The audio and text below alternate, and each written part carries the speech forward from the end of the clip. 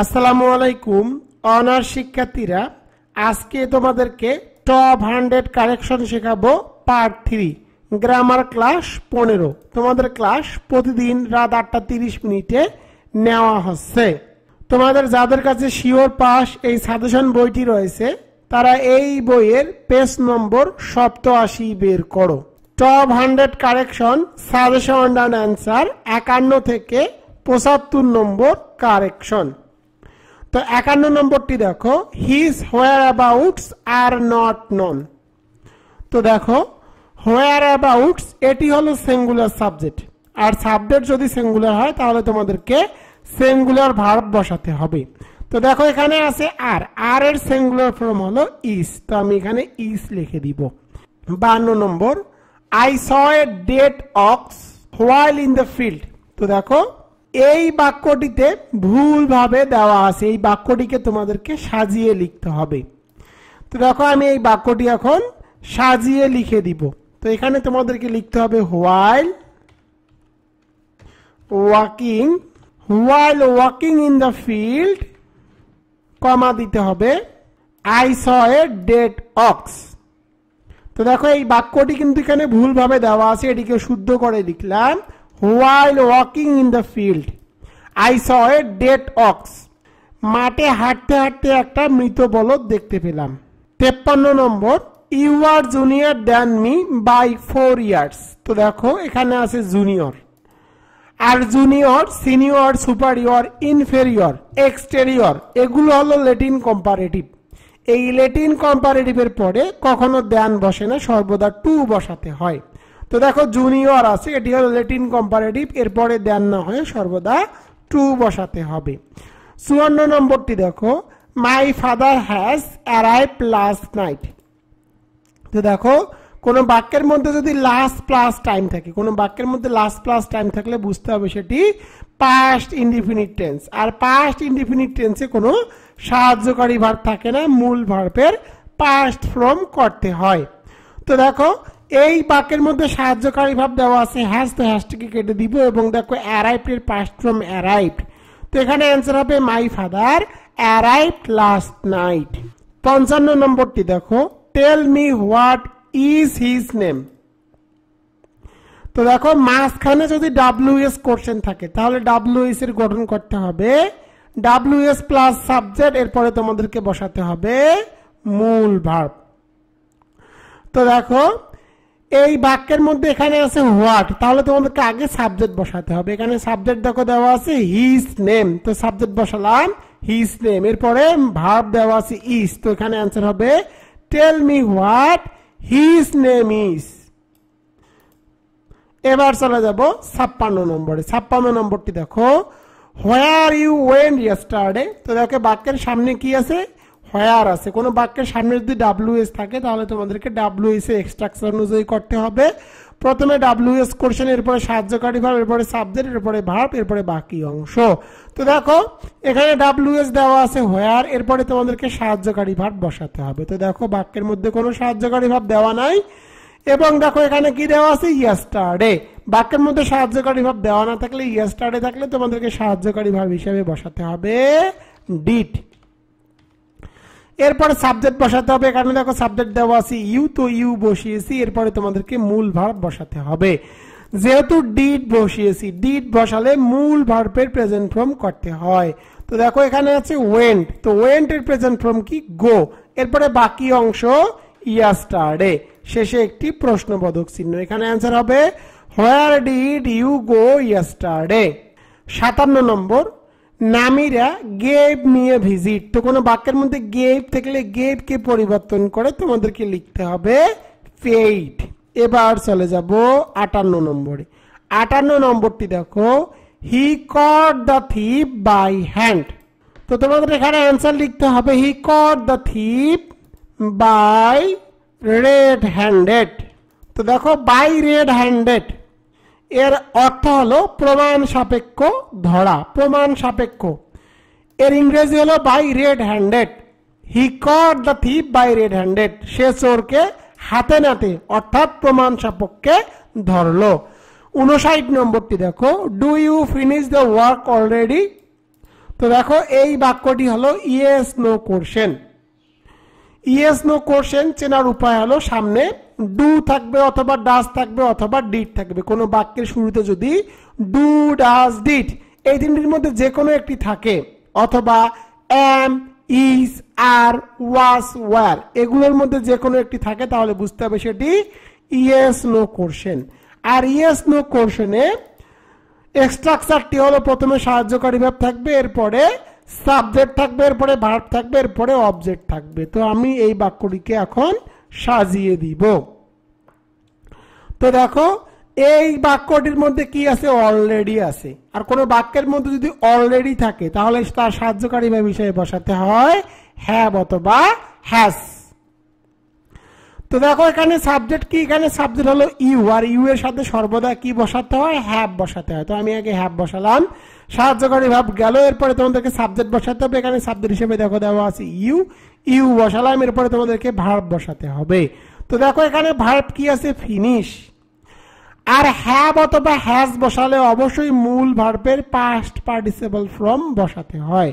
তো ফিনিশ এর past participle form হলো ফিনিশড। এরপরে বাকি অংশ the work already, the work already বসিয়ে দিলাম, শেষে একটি প্রশ্নবোধক চিহ্ন। এখানে অ্যান্সার হবে have you finished the work already. 60 নম্বরটি দেখো, she was died last night. তো কোনো বাক্যের মধ্যে যদি লাস্ট প্লাস টাইম থাকে তাহলে তোমাদেরকে অবশ্যই বুঝতে হবে সেটি পাস্ট ইনডিফিনিট টেন্স। আর পাস্ট ইনডিফিনিট টেন্সে কোনো সাহায্যকারী ভার্ব থাকবে না, মূল ভার্বের পাস্ট ফর্ম করতে হবে। তো সাহায্যকারী ভার্বকে তুলে দিলাম এবং ডাইট এর পাস্ট ফর্ম হলো ডাইট। সুতরাং এখানে অ্যান্সার হবে শি ডাইড লাস্ট নাইট। এবার চলে যাব 61 নম্বরে। 61 নম্বরটি দেখো, I am please to him. তো দেখো প্লিজড উইথ হবে, এখানে ব্যক্তির সাথে বোঝাতে, অর্থাৎ ব্যক্তি বোঝালে অবশ্যই তোমাদেরকে প্রিপজিশনের সাথে উইথ বসাতে হবে, এখানে টু হবে না। এখানে টু কে পরিবর্তন করে দিতে হবে উইথ। এখানে অ্যান্সার হবে I am pleased with him. 62 নম্বরটি দেখো, the train is running in time. তো সময় মতো, সময় মতো এর প্রিপজিশন হলো অন টাইম। এখানে ইন কে বাদ দিয়ে তোমাদেরকে বসাতে হবে অন টাইম। অ্যান্সার হবে the train is running on time. 63 number, lions are both found in Asia and Africa. তো দেখো এখানে তোমাদেরকে অ্যান্সার লিখতে হবে লায়ন্স আর, বোথটা তোমাদেরকে কেটে দিতে হবে, বোথটা কেটে দিয়ে লিখতে হবে lions are found in Asia and Africa. এখানে তোমাদেরকে ইনের পরে অবশ্যই বোথ বসাতে হবে, বাক্যটি ভুলভাবে সাজানো ছিল। এই বাক্যটিকে সঠিক করে তোমাদেরকে লিখতে হবে lions are found in both Asia and Africa. ব্যাখ্যাটি হলো দুটি দেশের নামের আগে বোথ বসাতে হয়। তো তোমরা মুখস্থ রেখে করে নিবা, এশিয়া এবং আফ্রিকা উভয় দেশেই সিংহ দেখা যায়। 64 নম্বরটি দেখো, I prefer read than right. তো দেখো প্রিফেয়ার এই ওয়ার্ডের পরে অবশ্যই তোমাদেরকে ভার্বের সাথে আইএনজি টু আইএনজি করতে হবে। তো দেখো রিডের সাথে আইএনজি করে দিব, হয়ে যাবে রিডিং। দেন কে বাদ দিয়ে টু করতে হবে এবং রাইটের সাথে আইএনজি করে দিব, হয়ে যাবে রাইটিং। এখানে অ্যান্সার হবে I prefer reading to writing. 65 নম্বরটি দেখো, it is raining for a week. কোন বাক্যের মধ্যে ফর প্লাস টাইম থাকলে, কোন বাক্যের মধ্যে ফর প্লাস টাইম থাকলে সাহায্যকারী ভার্ব হিসেবে বসাতে হবে হ্যাভ অথবা হ্যাজ প্লাস বিন, মূল ভার্বের সাথে আইএনজি যোগ। তো দেখো প্রশ্ন হলো হ্যাভ বসবে নাকি হ্যাজ বসবে।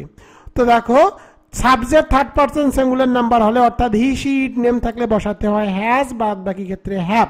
তো দেখো এখানে আছে ইট, তো ইট হলো থার্ড পারসন সিঙ্গুলার নাম্বার, সুতরাং বসাতে হবে হ্যাজ, এরপরে বিন বসাতে হবে, এরপরে মূল ভার্বের সাথে আইএনজি করতে হবে। তো এখানে মূল ভার্বের সাথে আইএনজি করাই আছে। এখানে অ্যান্সার হবে it has been raining for a week.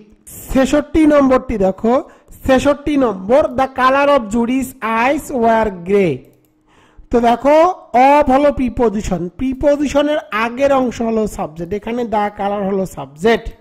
যেহেতু এটি সিঙ্গুলার সাবজেক্ট সুতরাং তোমাদেরকে সিঙ্গুলার ভার্ব বসাতে হবে। দ্য কালার কিন্তু সিঙ্গুলার সাবজেক্ট, ওয়ার থাকলে ওয়ার কে পরিবর্তন করে লিখতে হয় ওয়াস, কারণ ওয়ার এর সিঙ্গুলার ফর্ম হলো ওয়াস। 67 নম্বরটি দেখো, the cost of the books are high. তো দেখো সাবজেক্ট যদি সিঙ্গুলার হয় তাহলে তোমাদেরকে সিঙ্গুলার ভার্ব বসাতে হবে। দ্য কস্ট হলো সিঙ্গুলার সাবজেক্ট, সুতরাং সিঙ্গুলার ভার্ব বসাতে হবে, আর কে পরিবর্তন করে লিখতে হবে ইজ, আর এর সিঙ্গুলার ফর্ম হলো ইজ। 68 নম্বরটি দেখো, he works late, he misses the train. তো দেখো কোনো বাক্যের মধ্যে যদি লেস্ট থাকে, লেস্ট থাকলে অবশ্যই তোমাদেরকে সাবজেক্ট বসাতে হবে, এরপরে শুড বসাতে হবে, এরপরে ভার্বের বেস ফর্ম বসাতে হবে। তো দেখো এখানে আছে হি সাবজেক্ট, তো হি এর পরে তোমাদেরকে অবশ্যই শুড বসাতে হবে, কারণ এখানে লেস্ট আছে।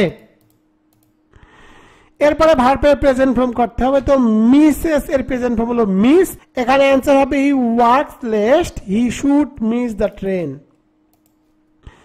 এবার চলে যাব 69 নম্বরে। 69 নম্বরটি দেখো, stop to talk in the class. তো কিছু ওয়ার্ড আছে, এই ওয়ার্ডগুলোর পরে অবশ্যই ভার্বের সাথে আইএনজি যুক্ত করতে হবে। এরকম ওয়ার্ড হলো enjoy, admit, risk, suggest, stop, finish, keep, mention, miss, understand, consider, postpone, practise, tolerate. এই ওয়ার্ডগুলোর পরে ব্র্যাকেটে কোনো ভার্ব দেওয়া থাকলে অথবা এমনিতে কোনো ভার্ব দেওয়া থাকলে সে ভার্বগুলোর সাথে আইএনজি যুক্ত করতে হয়। তো দেখো এখানে কি আছে, স্টপড, স্টপের পরে কি আছে, টক আছে, তো টক ভার্বের সাথে আইএনজি যুক্ত করতে হবে। এখানে অ্যান্সার হবে stop to talking in the class. 70 number, I meet two females. তো দেখো ফিমেলস দ্বারা মহিলা জাতিকে বোঝায়, আর ওম্যান দ্বারা মহিলাকে বোঝায়। তো দেখো এখানে কি, দুজন মেয়ের সাথে কি করছে, সে সাক্ষাৎ করেছে। তো দুজন যেহেতু আছে সুতরাং ফিমেলস বসানো যাবে না, কারণ ফিমেল দ্বারা মহিলা জাতিকে বোঝায়, এখানে বসাতে হবে woman. I meet two woman, আমি দুজন নারীর সাথে কি করলাম, সাক্ষাৎ করলাম। 71 নম্বরটি দেখো, you drink a hot cup tea. এই বাক্যটি এলোমেলো ভাবে সাজানো আছে, এই বাক্যটিকে তোমাদেরকে শুদ্ধ করে লিখতে হবে। তো আমি এখানে দেখো শুদ্ধ করে লিখে দিব, you drink a cup of hot tea. তো দেখো এই বাক্যটি ভুল ভাবে আছে, এই বাক্যটিকে সঠিক করে লিখলাম, you drink a cup of hot tea. এটা তোমরা মুখস্থ করে রাখো। এবার চলে যাব 72 নম্বরে। 72 নম্বরটি দেখো, শুদ্ধ walk fastly two the station. তো দেখো ফাস্টলি এলওয়াই থাকলে বুঝতে হবে সেটি অ্যাডভার্ব, আর ফাস্ট হলো অ্যাডজেক্টিভ। তো দেখো নাউন বা প্রোনাউনকে মডিফাই করে না। তো দেখো এখানে কি আছে, ফাস্টলি আছে। তো এই ফাস্টলিটি হলো অ্যাডভার্ব, আর অ্যাডভার্ব কখনো নাউন বা প্রোনাউনকে মডিফাই করে না, অ্যাডজেটিভ করে। তো দেখো সামনে যেহেতু নাউন আছে সুতরাং এখানে তোমাদেরকে ফার্স্টলি অ্যাডভার্ব দেওয়া যাবে না, এখানে তোমার ফার্স্টলি তোমাদেরকে অ্যাডজেটিভ করতে হবে ফার্স্ট। শুদ্ধ walk first to the station. 73 নম্বরটি দেখো, you had better left the place নাও।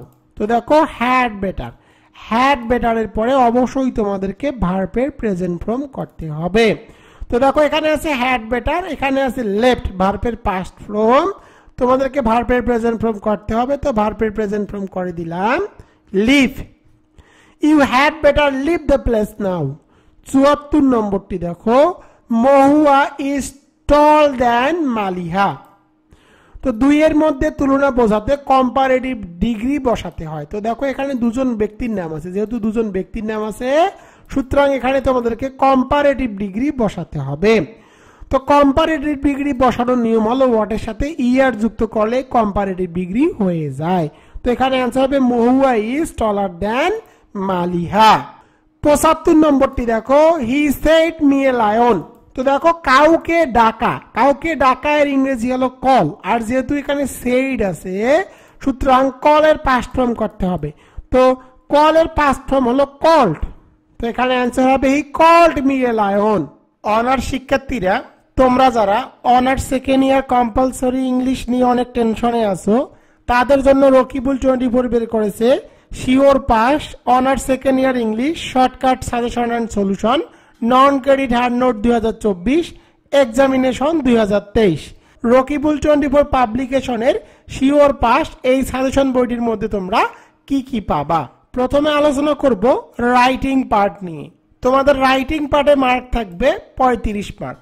তোমরা এই সাজেশন বইটির মধ্যে পাবা দুটি পোস্টার দিয়ে সকল পোস্টার লেখার কৌশল, top 5 poster writing suggestion and answer, top 9 extra poster writing suggestion and answer, একটি নোটিশ দিয়ে সকল নোটিশ লেখার কৌশল, top 5 notice writing suggestion and answer, top 1 extra notice writing suggestion and answer, দুটি প্যারাগ্রাফ দিয়ে সকল প্যারাগ্রাফ লেখার কৌশল, top 5 paragraph writing, top 3 extra paragraph writing, এগুলো বাংলা অনুবাদ সহকারে অ্যান্সার দিয়ে দেওয়া আছে।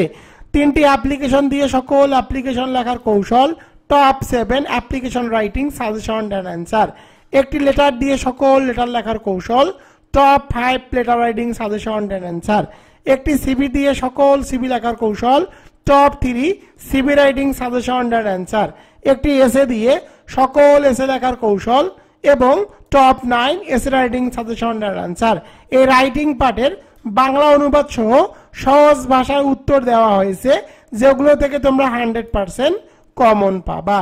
এবার চলে যাব গ্রামার পার্টে। তোমাদের গ্রামার পার্টে মার্ক থাকবে 45 মার্ক। গ্রামার পার্টের আইটেমগুলো হলো 1 নম্বরে right form or verb, 2 number WS question, 3 number correction, 4 number articles, 5 number changing word, 6 number rearrange, 7 number punctuation, 8 number synonyms and antonyms, 9 number translation Bangla to English. তোমাদেরকে যে সাজেশন বইটি দেখালাম, এই বইয়ের মধ্যে যে আইটেমগুলো তোমাদেরকে দেখালাম, সেই আইটেমগুলো প্রথমে বেসিক রুলস আছে এবং কোন কোন আইটেমের ম্যাজিক রুলস আছে। এরপরে তোমরা পাবা টপ 100 সাজেশন অ্যান্ড টেকনিক, যেগুলো রুলস সহকারে সহজ ভাষায় দিয়ে দেওয়া আছে, একবার পড়লেই মুখস্থ হয়ে যাবে। এগুলো থেকে তোমরা 100% কমন পাবা। এরপরে তোমরা পাবা শর্টকাট সাজেশন, কোন কোন আইটেমে 35টি আবার কোন কোন আইটেমে 40টি করে শর্টকাট করে দেওয়া আছে। এছাড়া যে আইটেমগুলো তোমরা দেখতেছো, এই আইটেমগুলোর অল বোর্ড কোশ্চেন সলিউশন করে দেওয়া আছে এবং সর্বশেষে এক্সাম টেস্ট দেওয়া আছে, অর্থাৎ আইটেমগুলোর শেষে শেষে এক্সাম টেস্ট দেওয়া আছে। যে সাজেশনটি তোমরা ক্রয় করলে তোমাদের গৃহ শিক্ষকের বিকল্প হিসাবে সহায়তা করবে, অর্থাৎ তোমাদেরকে গ্রামার, রিটেন এবং প্যাসেজ রাইটিং এর জন্য অন্য কোনো বই বা সাজেশন ক্রয় করতে হবে না এবং কারো কাছে গিয়ে প্রাইভেটও পড়তে হবে না। এবার চলে যাবো প্যাসেজ রাইটিং এ। তোমাদের প্যাসেজ রাইটিং এ মার্ক থাকে 20 মার্ক। তো তোমাদের সাজেশন বইটি দেখালাম, এই সাজেশন বইটির মধ্যে প্যাসেজ রাইটিং লেখার টেকনিক আছে, যে টেকনিকটুকু ফলো করলে তোমরা 20 মার্কের মধ্যে কমপক্ষে হলেও 15 থেকে 18 মার্ক তুলতে পারবা। Top 100 passage writing suggestion and answer, top 5 passage writing suggestion and answer তোমরা কিন্তু এই বইটির মধ্যে পেয়ে যাবা। সাজেশন বইটির মধ্যে তোমরা পরীক্ষায় কিভাবে উত্তর লিখবা তা দেওয়া আছে। অনার্স বোর্ড কোশ্চেন 2023, এক্সামিনেশন 2022, এটিরও সমাধান সহকারে দিয়ে দেওয়া আছে। এবার আলোচনা করব তোমরা কিভাবে শিওর পাস এই সাজেশন বইটি অর্ডার করবা। Sure pass honours second year English suggestion 2024, examination 2023, শিক্ষাবর্ষ 2021-2022 প্লাস ইমপ্রুভমেন্ট। তোমরা কিভাবে এই শর্টকাট সাজেশন এন্ড অ্যান্সার বইটি অর্ডার করবা। সাজেশন নেওয়ার নিয়ম। সাজেশন নেওয়ার নিয়ম হলো, প্রথমে আমার হোয়াটসঅ্যাপ এবং ইমোতে SMS করবা। আমার ইমো এবং হোয়াটসঅ্যাপ নম্বর 01744559475। এই নম্বরে SMS করে লিখবা অনার্স ইংলিশ 2024। এরপরে আমার বিকাশ, নগদ এবং রকেটের মাধ্যমে এই সাজেশন বাবদ তোমাদেরকে 550 টাকা দিতে হবে। টাকা পেলে তোমার ঠিকানা লিখে নিব এবং সুন্দরবন কুরিয়ার সার্ভিসের মাধ্যমে সাজেশন বইটি তোমার ঠিকানায় পাঠিয়ে দিব। তুমি 2 থেকে 3 দিনের মধ্যে এই সাজেশন বইটি পেয়ে যাবা। তো তোমরা আমাকে প্রশ্ন করতে পারো, স্যার 550 টাকা তো আমাদের কাছে অনেক বেশি হয়ে যাচ্ছে, এর কারণ কি?